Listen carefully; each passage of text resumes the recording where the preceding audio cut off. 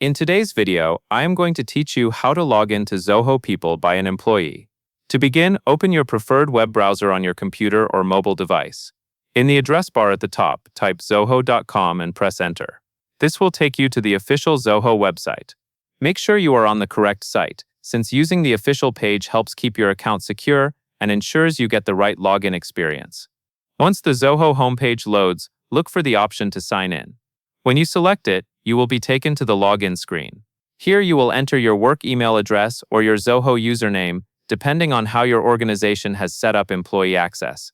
Take your time and type it carefully, because even a small typo can prevent you from getting into the right account. If you are signing in on a shared device, avoid saving login information in the browser. On a personal device, saving your username can be convenient, but only if you are comfortable with that level of access. After you enter your work email or username, continue through the sign-in process until you are fully logged in to your Zoho account. As soon as you are signed in, you will usually see a welcome area that displays your name.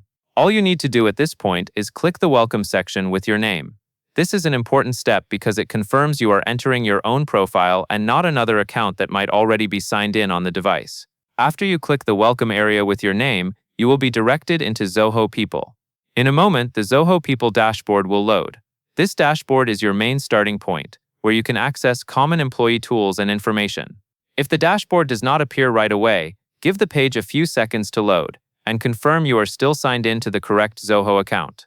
Once you see the Zoho People dashboard, you are successfully logged in as an employee, and that is all there is to it.